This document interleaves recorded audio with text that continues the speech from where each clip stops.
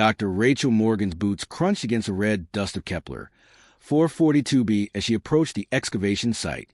3 months they'd been digging on this dead world, and every day brought more questions and answers. The planet had been abandoned for so long that its cities had become geological features, buried under layers of time that made Earth's pyramids look like yesterday's news. "Rachel, you need to get down here right now." James Fletcher's voice crackled through her helmet comm. Her lead geologist sounded breathless, excited in a way she hadn't heard since they first landed. She climbed down the scaffolding into the pit they'd been carefully excavating.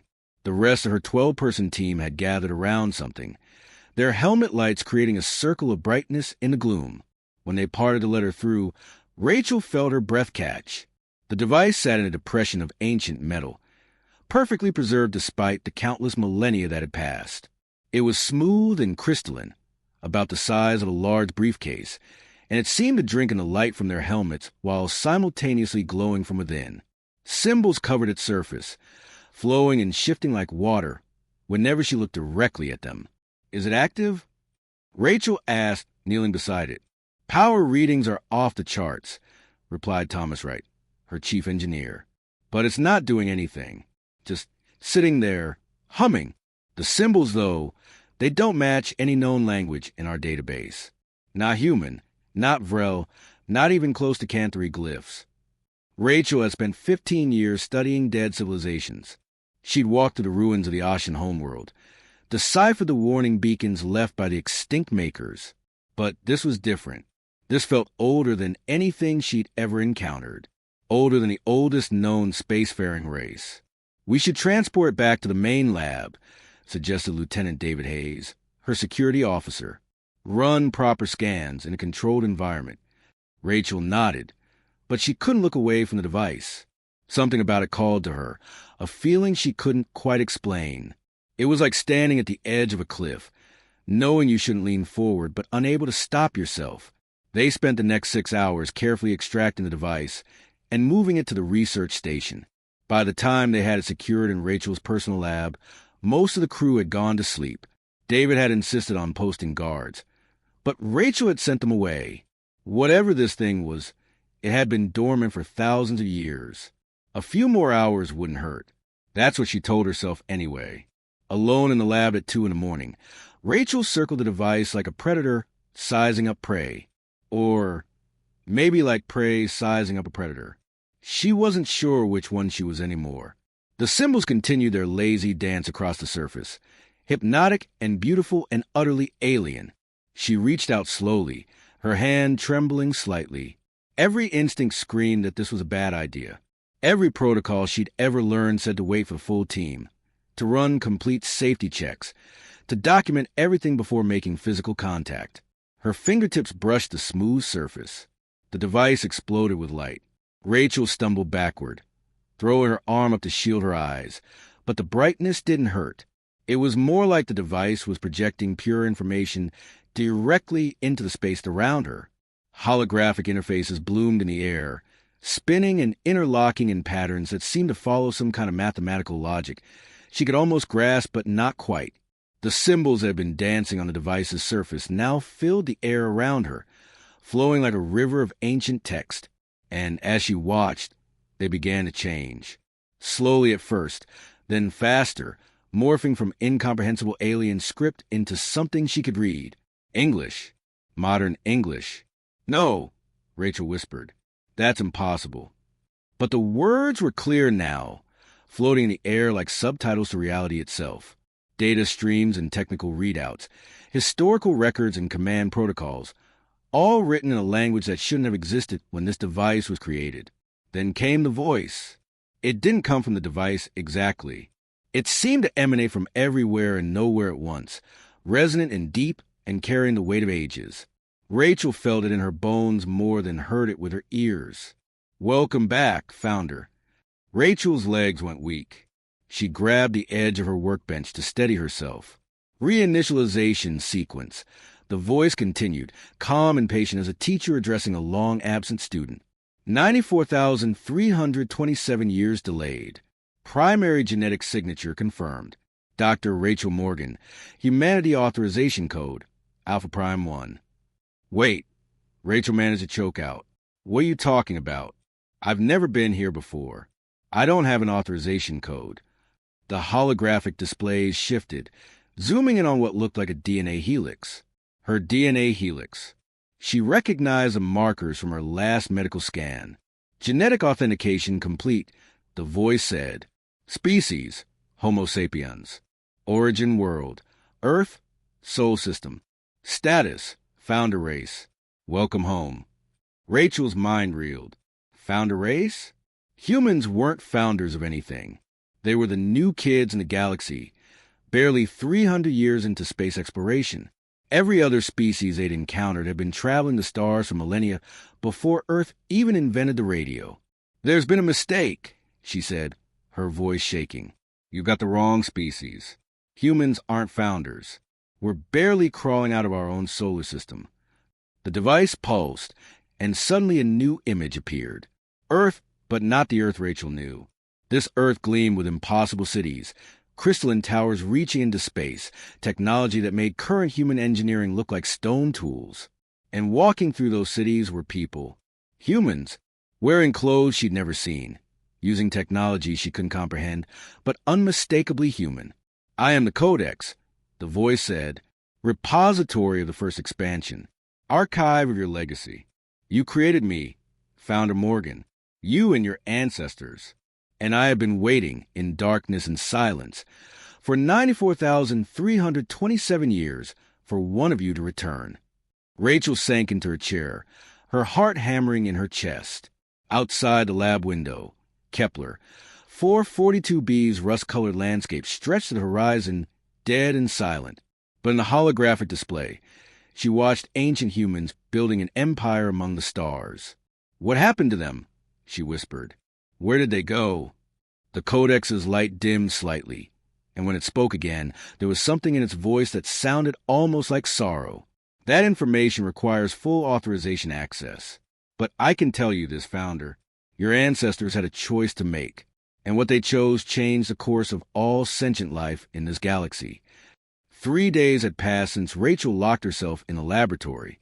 3 days of barely eating, hardly sleeping, just her and the Codex downloading information directly into her neural implant.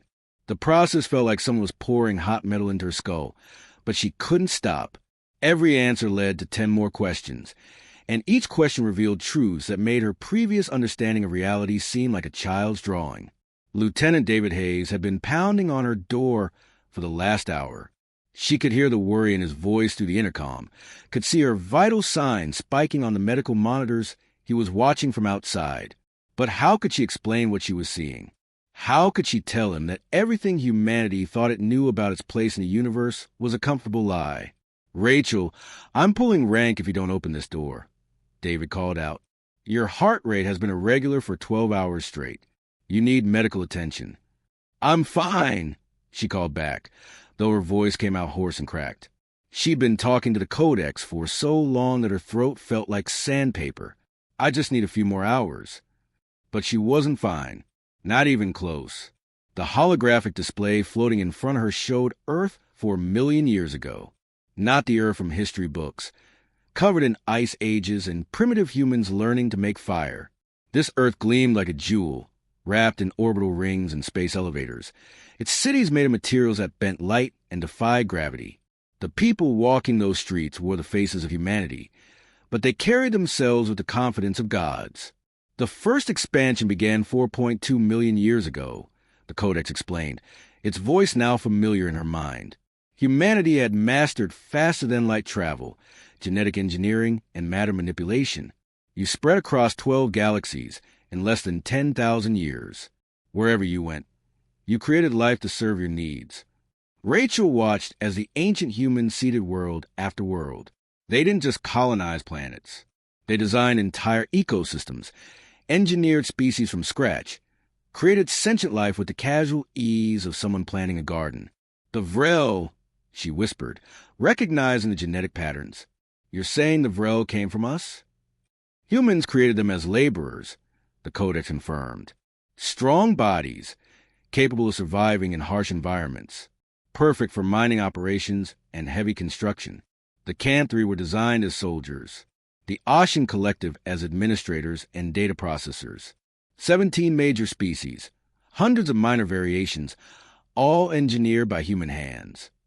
Rachel felt sick. She'd met the Vrel. She'd shared drinks with their diplomats, learned their customs, marveled at their unique perspective on the universe. They were people with their own culture and history and dreams. And now the Codex was telling her they'd been created as slaves? We called them the children races. The Codex continued. Your ancestors didn't see them as people at first. Just biological tools, more efficient than machines for certain tasks. But life has a way of exceeding its programming. The holographic display shifted, showing the children races developing culture, asking questions, demanding rights. Rachel watched as peaceful protests turned into riots. Riots turned into rebellions, and rebellions turned into war. The war that followed made every human conflict look like a playground scuffle. Entire star systems burned. Planets were cracked open like eggs. The children races fought with desperate fury against creators who refused to see them as equals.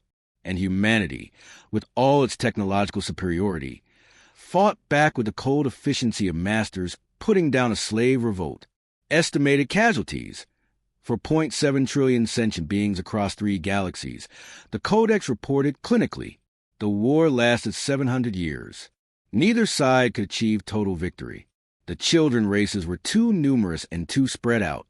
Humanity was too technologically advanced and too deeply entrenched. Rachel's hands shook as she watched billions die in the holographic playback. So what ended it? How do we stop? You didn't stop, the Codex said quietly. You chose something far more drastic. The display showed a council of humans, their faces worn with exhaustion and grief. They debated for what looked like years, arguing over solutions that all seemed impossible. Some wanted to continue fighting until the children races were extinct. Others proposed genetic modifications to make them docile again. A few suggested finding new galaxies, leaving the rebellious children behind. But one group proposed something different, something Rachel could barely comprehend. The reset protocol, the Codex explained. Rather than risk the complete extinction of all sentient life, your ancestors chose to sacrifice themselves. They would destroy their own civilization, erase all records of the first expansion, and regress humanity to a primitive state. The children races would be free to develop on their own, to evolve naturally without the shadow of their creators hanging over them. That's insane, Rachel breathed. They gave up everything? All that technology, all that knowledge, just to give the other species a chance. Not all the knowledge, the Codex corrected. They created repositories like me and buried them on worlds across multiple galaxies. Insurance, in case humanity ever evolved naturally enough to be trusted with the truth again. The reset protocol included one final condition. If humanity could develop space travel independently, could grow beyond their home world without the crutch of inherited technology, then perhaps they would be worthy of reclaiming their legacy. The holographic display showed the fall. Rachel watched as the ancient humans systematically dismantled their own civilization. They shut down the star gates, demolished the orbital stations, and buried their cities. They used genetic therapy to remove all memory of their technological prowess from future generations. Within 3 generations, humanity had forgotten it had ever touched the stars. You put us back in caves, Rachel said, her voice hollow. You made us forget we'd been gods. Your ancestors believed it was the only way to save the soul of the species, the Codex replied. Power had corrupted them beyond recognition. They hoped that by starting over, by climbing the ladder of civilization naturally, humanity might learn empathy, might develop ethics before developing weapons of mass destruction. Rachel finally opened the lab door. David stood there with a medical scanner in one hand and concern written all over his face. But he froze when he saw her expression.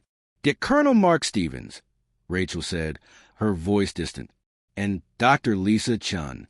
Get everyone. We need to prepare for contact. Contact? With who? Rachel pointed at the display behind her, where a star map showed 17 response signals converging on their position. The Codex's activation hadn't just downloaded information to her. It had sent out a beacon, a signal that could only mean one thing to those who've been waiting. "The children races," Rachel said quietly.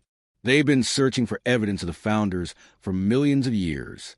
Now they know we're back, and they're coming to meet their long-lost parents." The Conjunction fleet emerged from jump space like a fever dream made real. Rachel stood at the observation deck window, her coffee cup frozen halfway to her lips as 17 different types of starships materialized against the black canvas of space.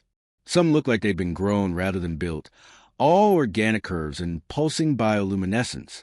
Others were perfect geometric shapes that seemed to exist in more dimensions than her eyes could process, making her head ache just looking at them.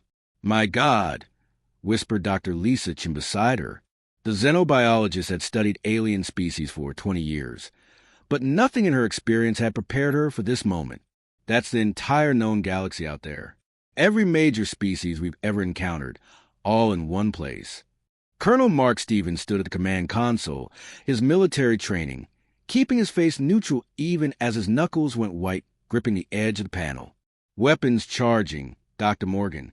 All defense systems are hot. Just say the word." Rachel couldn't tear her eyes away from the fleet. They weren't in attack formation. In fact, they seemed to be deliberately keeping their distance, hovering at the edge of weapons range like nervous children approaching a parent they hadn't seen in years. "Stand down, Mark," Rachel said quietly. "They're not here to fight us." "How can you be sure?" Mark's voice carried the weight of a man responsible for protecting 200 human lives on this research station. "We just found out we enslaved their ancestors. That's not exactly the foundation for a friendly reunion." Before Rachel could answer, the communications array lit up. The largest vessel in the fleet, a spiral structure that seemed to bend starlight around itself like water flowing around stone, was transmitting. The universal translator took a moment to process, cycling through linguistic patterns that predated human spaceflight by millennia. When the translation came through, Rachel felt her throat tighten with emotion she hadn't expected. Founders, first makers, parents of the void. The voice carried reverence that made Rachel uncomfortable, like being mistaken for someone important at a funeral. "We have searched for you since the Day of Silence. Your return fulfills the oldest prophecy in 17 cultures. We are the Conjunction, the children who never forgot. We await your guidance, as is our birthright and your responsibility." Thomas Wright, the chief engineer, let out a low whistle. "They think we're going to lead them. They're waiting for orders like we're their commanding officers." Lisa was already pulling up genetic data on her tablet, her fingers flying across the screen. "Rachel, remember those Vrel samples we collected 3 years ago during the cultural exchange? I'm running them against human DNA using the decryption keys the Codex provided." She paused, her face going pale. "It's a 94.7% match at the foundational level. 94 million years of independent evolution, and we're still recognizably related. The Codex was telling the truth. We really did create them." Rachel felt the weight of that knowledge settle on her shoulders like a physical thing. She'd spent 3 days absorbing information from the Codex, but having it confirmed by independent analysis made it real in a way that hurt. The Codex activated without warning, its crystalline surface erupting with light. The device had been sitting dormant on a table in the command center, but now it projected blueprints and schematics that filled the entire room. Technology floated in holographic detail around them, each display showing capabilities that made current human engineering look like children playing with blocks. "Spatial fold generators," the Codex announced, highlighting one particularly complex schematic, capable of creating stable wormholes between any 2 points in the observable universe. "Travel time, instantaneous. Energy requirement, equivalent to a medium-sized star." Another display appeared, showing what looked like a weapon, matter resequencers. "Can restructure atomic bonds at a distance up to 1 light year. Defensive applications, unlimited. Offensive applications, planet-killing capability." More and more displays bloomed around them, star forges that could ignite gas giants into artificial suns. Genetic templates for creating entire ecosystems. Consciousness transfer technology. Reality manipulation fields. Each piece of technology more impossible than the last. James Fletcher, who'd been quiet until now, spoke up from his position near the door. This is what the ancient humans had access to. No wonder they thought they were gods. The full inheritance protocol requires authorization from multiple human genetic sources, the Codex explained, its voice taking on a formal tone like a lawyer reading a will. No single individual may claim the power of the founders. The creators implemented this safeguard after the Tyrant Wars, when 3 individuals nearly destroyed Earth itself fighting for control. A minimum of 7 genetic signatures, representing Earth's continental diversity, must be provided to unlock complete access. Rachel looked around at her team. Besides herself from North America, there was Mark from Texas, Lisa from California, and James from Maine. The station's crew included people from dozens of countries, but for the kind of continental representation the Codex was talking about, they'd need to contact Earth directly. So we can't just access this technology on our own, Mark said, and Rachel heard relief in his voice. We'd need approval from Earth Command, representatives from multiple continents. That's assuming we want to access it at all, Lisa added quietly. The Codex showed you what happened the last time humans had this kind of power, Rachel. They became slavers and tyrants. What makes us think we'd be any different? Because we'd be different, Thomas argued. We've had for 1 million years to grow up. We've learned from our mistakes. We've developed ethics, international law, concepts of individual rights. Had we? James shot back. Before we left Earth, we were still fighting wars over resources and ideology. We'd barely stopped discriminating against each other based on skin color and birthplace. You think adding superweapons to that mix would make us better? The argument was cut short by another transmission from the Conjunction Fleet. This time the voice was different, harsher, with an edge of suspicion that made Rachel's stomach clench. "We are the truth seekers," the new voice announced. "We do not accept the claim of human supremacy. This is a trick, a deception designed to grant you unearned authority over the free species of the galaxy. Prove your claim to be the founders, or stand aside and admit your fraud." Mark's hand moved toward the weapons console. That sounded like a threat. Rachel watched as several ships broke formation from the main Conjunction Fleet. They moved with purpose, positioning themselves between the human research station and the reverent species who'd arrived first. "Some of them don't want us to be their creators," Lisa observed. "Can't say I blame them. Finding out your entire species was engineered to be someone's servant can't be easy to accept." The Codex pulsed, drawing Rachel's attention back to its displays.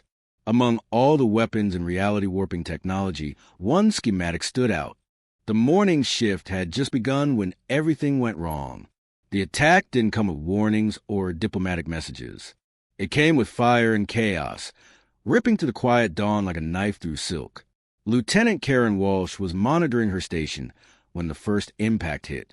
The floor beneath her feet buckled, throwing her against the console.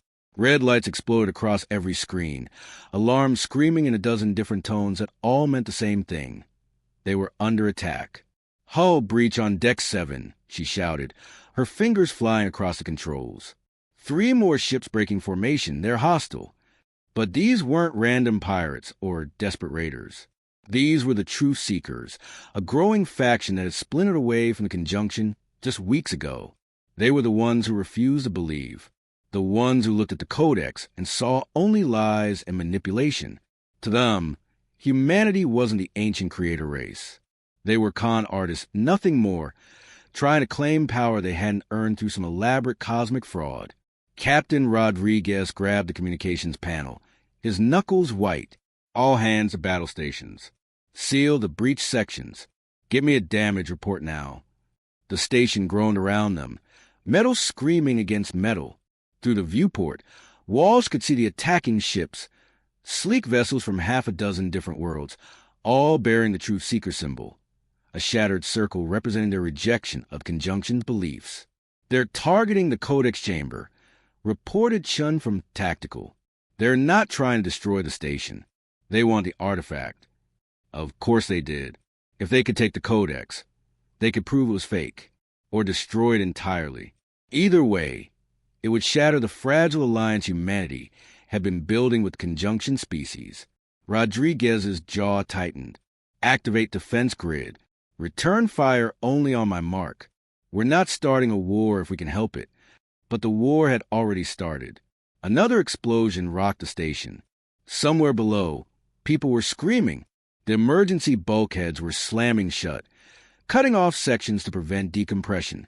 Walsh watched the casualty reports starting to flood in. Injuries mostly, thank God, but some weren't moving anymore. "Captain, we're outnumbered 4-1, Chin said quietly, and more ships are joining them. This isn't just a raid. This is a coordinated assault." Through the chaos, Walsh spotted something on her screen. "Sir, incoming transmission. It's from the Truth Seeker fleet." Put it through. The face that appeared on screen belonged to a VRYNN commander, their silver skin gleaming under harsh ship lights, their multiple eyes fixed on Rodriguez with cold certainty. "Captain Rodriguez." The VRYNN spoke, their translator making their words sharp and clear. "Surrender the false artifact you call the Codex, and we will spare your station. Continue this charade, and we will take it by force. We will no longer bow to human deception." Rodriguez stepped forward. "The Codex isn't a weapon or a tool for control. It's proof of connection, of shared origins. We're not your enemies." "You are exactly our enemies." The VRYNN commander cut him off. "For generations, we searched the stars for meaning, for purpose, for our place in the universe. And then you appear, claiming to be our makers, demanding our reverence? No more. The truth seekers will expose your lies." The transmission cut off. Walsh's screen erupted with new warnings. "They're launching boarding pods. 20, maybe 30 craft heading straight for us. Deploy security teams to all docking points," Rodriguez ordered. "Get Dr. Reeves and the research team to the safe room. If they reach the Codex chamber." "They won't," Walsh interrupted, surprised by the steel in her own voice. She'd spent months studying the Codex, learning from it, marveling at what it represented. She wasn't going to let fanatics destroy it. The boarding pods hit like hammers. Each one carried a dozen Truth Seeker soldiers, all from different species, all united by their disbelief. They cut through the outer doors with plasma torches and advanced to the corridors with military precision. The station defenders met them at every junction, humans fighting alongside conjunction believers, species who accepted the Codex's message. It was madness. Members of the same alien races on opposite sides, tearing each other apart over humanity's place in their history. In the command center, Walsh coordinated the defense while Chin managed the weapon systems. Every few seconds, another section fell, or another breach was sealed. The battle was turning into a grinding stalemate, with neither side able to gain the upper hand. Then the conjunction reinforcements arrived. Massive warships, ancient and powerful, dropped out of hyperspace like avenging angels. The ships of species who believed, who saw humanity as their sacred origin. They opened fire on the Truth Seekers without hesitation, protecting what they considered their holy site. The Truth Seeker commander's face appeared again, now twisted with fury. "You've made your choice, humans. This isn't over. We will return, and next time, we'll bring enough force to tear your lives apart piece by piece." The Truth Seeker fleet retreated, dragging their damaged ships with them. But they'd made their point. The attack had succeeded in one crucial way. It had shown that not everyone accepted humanity's new role, that some would fight it with everything they had. As the emergency crews worked to repair the damage and tend to the wounded, Rodriguez stared at the Codex chamber's sealed door. Inside, the artifact still glowed, still whispered its ancient secrets. But now those secrets had drawn blood. The legacy they discovered wasn't just fractured by time. It was fractured by belief itself, and that crack was growing wider every day. Rachel hadn't realized how much noise the station made until it all stopped at once. The hum of life support, the whisper of air circulation, the constant beeping of 1,000 different systems. All gone in an instant. She opened her eyes to find herself floating, weightless, her boots no longer magnetically locked to the floor. Around her, the command center hung frozen in time.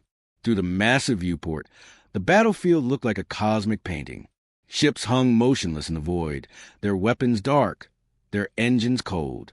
Energy beams that had been cutting through space just seconds ago were simply gone, as if someone had reached out and switched off the universe itself. What happened? Lieutenant Chen's voice was barely a whisper, raw and strange without the usual background noise to compete with.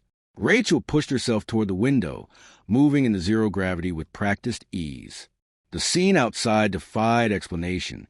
Conjunction warships and truth-seeker vessels alike drifted helplessly, all their sophisticated technology rendered useless. Fighter craft tumbled slowly through space. Even the emergency lights on damaged hulls had gone dark. "Check the systems," she said, forcing her voice to stay calm. "Everything. Weapons, communications, life support." "It's all dead," interrupted Dr. Patel from the science station. His face was pale in the emergency lighting. "Wait, there shouldn't be emergency lighting. Those ran on backup power, and backup power required technology to function. But there was light, soft, golden, coming from the Codex," Rachel breathed. They all turned to look at the sealed door leading to the artifact chamber.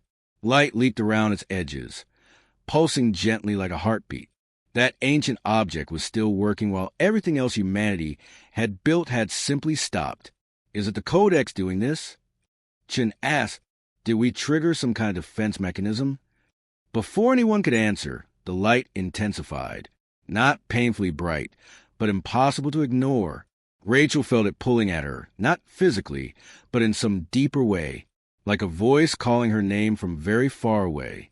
"I need to go to it," she said suddenly. "Captain, we don't know what's happening." Patel started. "I know, but that thing is the only piece of technology still functioning in 3 light years of space. If there's an answer, it's there." Rachel pushed off toward the sealed door, her crew following close behind. The station's corridors were eerily quiet, filled with confused personnel floating in zero gravity, trying to understand why everything had failed at once. Emergency protocols meant nothing when the emergency systems themselves were dead. The door to the Codex chamber opened at her touch. Manually, the mechanical locks disengaged by hand. Inside, the artifact blazed with golden light, brighter than Rachel had ever seen it. The crystalline structure seemed to pulse with purpose, and the symbols etched across its surface were rearranging themselves, flowing like liquid. As Rachel entered the chamber, the light enveloped her. The world disappeared. Suddenly she was standing in a different place entirely. A vast hall, impossibly large, its walls covering the same flowing symbols as the Codex. Around her stood figures, hundreds of them, maybe thousands. They looked human, but different, taller, with an ageless quality that made it impossible to judge their age. Their eyes held depths that spoke of centuries, maybe millennia. "Welcome, daughter humanity," one of them spoke. The voice came from everywhere and nowhere. "We are the founders, the humans who came before." Rachel's breath caught. "You're real. You actually existed. We existed. We built. We seeded life across the galaxy and guided its evolution." The figures stepped closer. They wore simple robes that seemed to shimmer with their own light. "And now we have returned to offer you a choice." Other figures moved forward, forming a circle around Rachel. Each one carried an expression of deep concern, tinged with something that might have been regret. "The technology you found, our Codex, was meant to be discovered when your species reached a certain level of development," another founder explained. "A gift to our distant children, revealing their true heritage. But we did not anticipate the conflict it would create." Rachel found her voice. "The fighting, the truth seekers who don't believe, the conjunction members who worship us. We didn't ask for any of this." "No," agreed the first founder. "You asked only for knowledge, but knowledge carries weight. The galaxy now sees humanity as either gods or frauds. Both views are dangerous. Both lead to bloodshed." The hall shifted around them, and Rachel saw visions playing out in the air.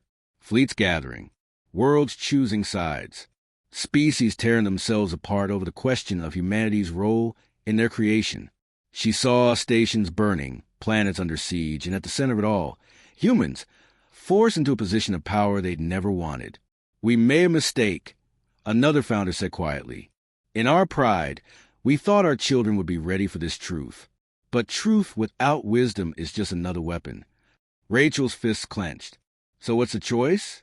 You pull us out of time to tell us we've ruined everything. No, the first founder said gently. We pull you out of time to offer you a solution. We can undo this. We can remove all evidence of our existence. Erase the knowledge from every mind that's touched it. The Codex will crumble to dust. The genetic markers we left behind will fade. The galaxy will forget we ever existed. And humanity will simply be another young species, finding its way among the stars. The weight of those words settled over Rachel like a physical thing. You can make everyone forget everything. The conjunction will forget why they revered you. The truth seekers will forget why they fought. Even your own people will lose the knowledge of their true origins. The galaxy will reset, and this crisis will never happen. Rachel turned away, her mind racing. Erasure. A clean slate. No more fighting.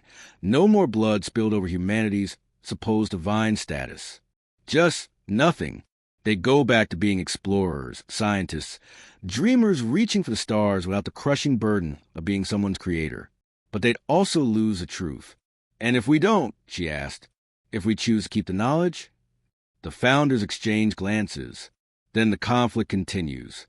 Humanity must navigate these treacherous waters, bearing the responsibility of being the galaxy's origin point. Some species will worship you. Others will hate you. Many will try to use you for their own ends. Your species will face challenges unlike anything you've known. Another founder added, but you'll also retain the knowledge of your true legacy, the technology we left behind, the understanding of life's deepest patterns. Everything we learned across our long existence will be yours to study, to grow from, to build upon. Rachel looked down at her hands, then back at the circle of ancient humans surrounding her. Why make us choose? Why not just decide for us?